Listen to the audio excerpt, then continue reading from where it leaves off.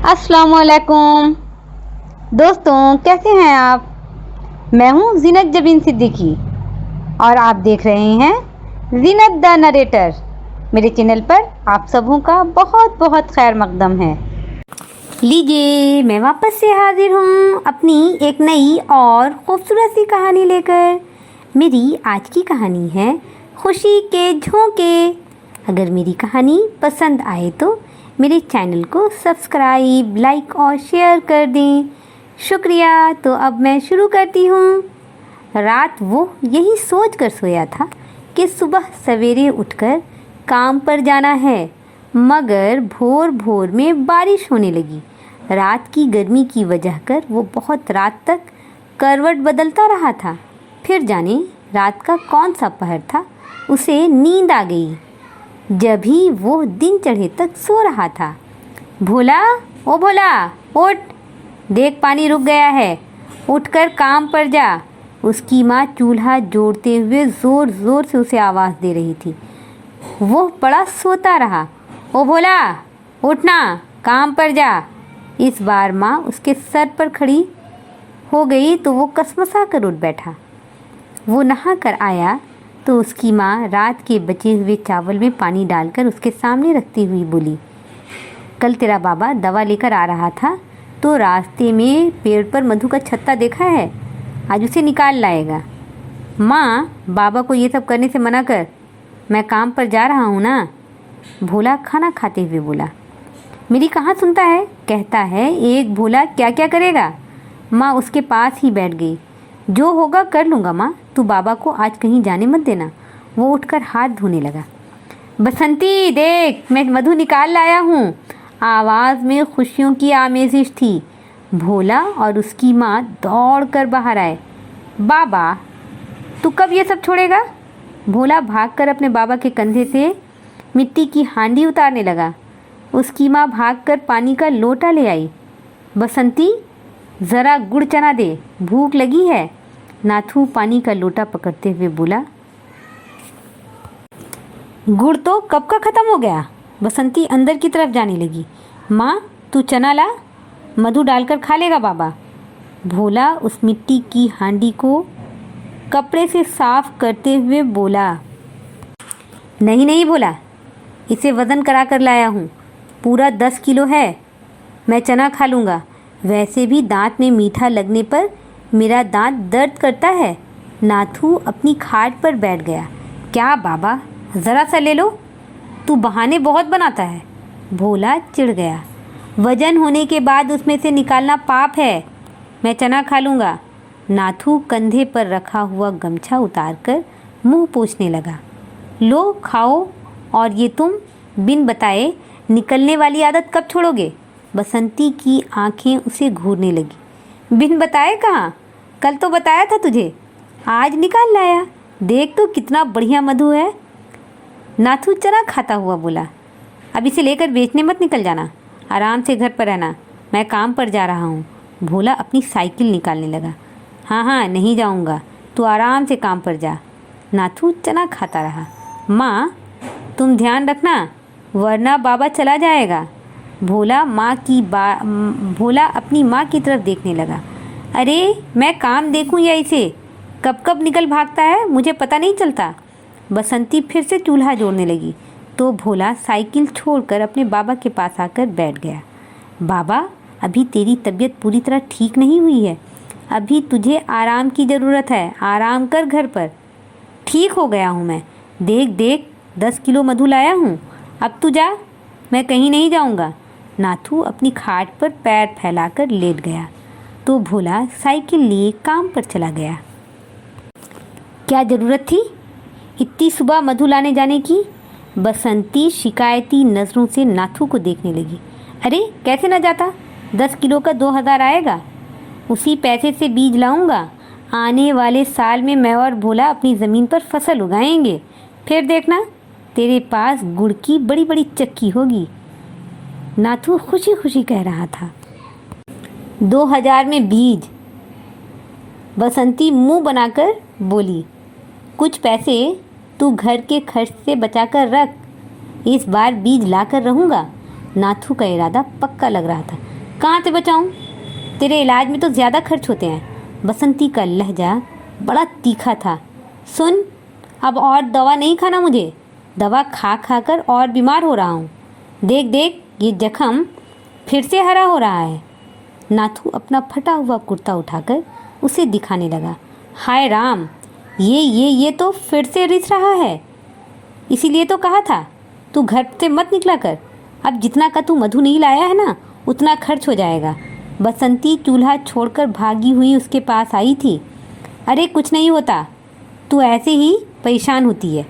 अभी नीम पीस कर लगा दे, शाम तक ठीक हो जाएगा। नाथू का चेहरा पुरसुकून था। तू समझता क्यों नहीं? ये फोड़ा नहीं है कि नीम पीस कर लगा दूँ। तेरा ऑपरेशन हुआ है पेट के पत्थर का। तू इतना भाग दौड़ करेगा ना तो कभी नहीं ठीक होगा। बसंती उसके पास बैठ गई। जा तू जाकर अपना काम कर। देख चूल्हा में ताव आ गया है, मेरे लिए चाय बना दे। अब नहीं जाऊंगा, तू जा अपना काम कर। नाथू करवट बदल गया तो बसंती उठकर चूल्हे के पास चली आई। वो चावल चूल्हे पर रखकर सब्ज़ी काट रही थी कि भोला की साइकिल की आवाज़ उसके कानों में पड़ी। वो सर उठाकर देखी तो वो आंगन में अपनी साइकिल खड़ी कर रहा था। क्या हुआ? काम नहीं मिला क्या? बसंती के हाथ सब्ज़ी काटते काटते रुक गए। नहीं माँ, आज पानी गिरने की वजह से ठेकेदार काम बंद कर रखा है। वो अफसरदा सा नाथू की खाट पर बैठ गया। नाथू ने आँख खोलकर उसे देखा। चल कोई बात नहीं, आज तू ये मधु बेचा। हाँ बाबा, मैं भी यही सोचकर घर आया हूँ। वो मिट्टी की हांडी को उठाकर देखने लगा। 200 रुपये से कम में नहीं बेचना इसे। नाथू भोला को समझाने लगा। हाँ बाबा, अब मैं चलता हूँ, बेच कर ही आऊँगा। वो हांडी को साइकिल के कैरियर पर रखता हुआ बोला। भोला ज़रा संभल कर जाना, आज पानी से रास्ता ख़राब है। बसंती ने हाँक लगाई। हाँ माँ, तू फिक्र मत कर, कुछ नहीं होगा। वो मिट्टी की हांडी को रस्सी से बांध रहा था। अरे आसपास ही बेचा, कहीं दूर जाने की ज़रूरत नहीं है। नाथू अपने ज़ख्म पर हाथ रखता हुआ बोला। बाबा यहाँ कौन देगा इतने पैसे? मैं पास वाले शहर जाऊँगा। भोला अपने काम में मगन रहा। ना, इतनी दूर जाने की ज़रूरत नहीं है, यही गांव में कहीं बेचा। बसंती सब्ज़ी छोड़कर उठी और उसके पास आकर खड़ी हो गई। माँ जाने देना, आ जाऊँगा, तू फिक्र मत कर। भोला साइकिल निकाल कर चल पड़ा। कब तक रोकेगी तू इसे? जाने दे, मधु बेचने गया है, कोई चोरी करने थोड़ी। नाथू अपनी बीड़ी जलाने लगा। तू जाता था तो लोग तुझे पहचानते थे कि तू असली मधु लाया है, इसे कौन पहचानेगा? बसंती दूर होते हुए भोला को देखती हुई बोली।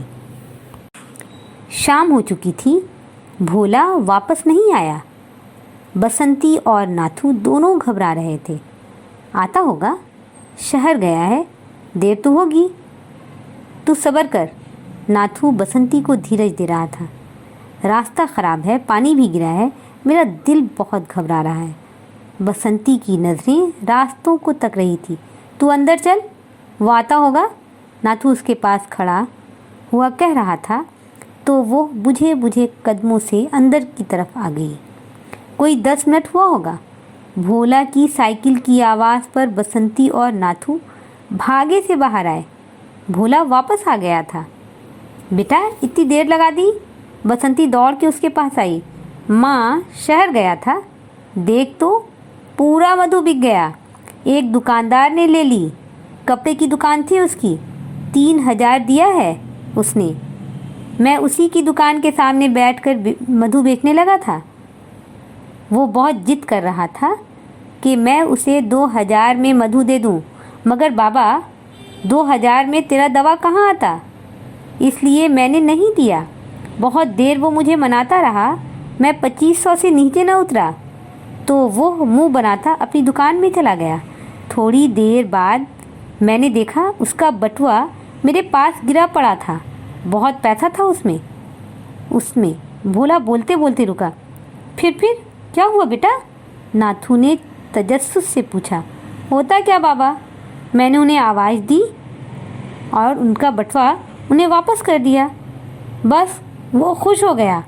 3,000 रुपये दिया है और कहा है कल से उसकी दुकान पर काम में आ जाऊं मैं। महीने के 15,000 रुपये देगा। ये लो बाबा, आपके लिए गुड़ लाया हूँ। और हाँ माँ, कल बाबा को लेकर मेरे साथ शहर चलना। बाबा का जख्म जो ठीक नहीं हो रहा ना, वो भी अब ठीक हो जाएगा, भोला खुशी खुशी कह रहा था। नाथू गुड़ का पैकेट पकड़े प्यार से भोला को देख रहा था। बसंती के चेहरे पर सुकून था। भोला, फिर तू नया बीज खरीद देना मुझे, मैं अपनी ज़मीन पर खेती करूँगा। नाथू के लहजे में खुशियाँ दर आई थी। नहीं बाबा, अब तू आराम से घर पर रह। ना मधु लाने जाना है तुझे, ना खेती बाड़ी करनी है। भोला कुएं से पानी निकालकर मुंह हाथ धोने लगा। तो ठीक है, कुछ नहीं करूँगा, पड़ा रहूँगा घर पर। नाथू नरूठे से लहजे में बोला। घर पर मैं नहीं रहने देने वाली। तेरा जख्म ठीक हो जाए तो तू भोला के लिए लड़की खोजना, इसका ब्याह रचाऊंगी। फिर भोला काम पर जाएगा और उसकी दुल्हन खाना पकाएगी। फिर हम दोनों आराम करेंगे। बसंती ज़ोर से हंस पड़ी। मेरी आज की कहानी यही ख़त्म होती है। मैं अपनी अगली वीडियो में एक नई और खूबसूरत सी कहानी लेकर जल्द हाजिर होती हूँ। जब तक के लिए मुझे इजाज़त दें। अपना ध्यान रखें, अपनों का ध्यान रखें। अल्लाह हाफिज़।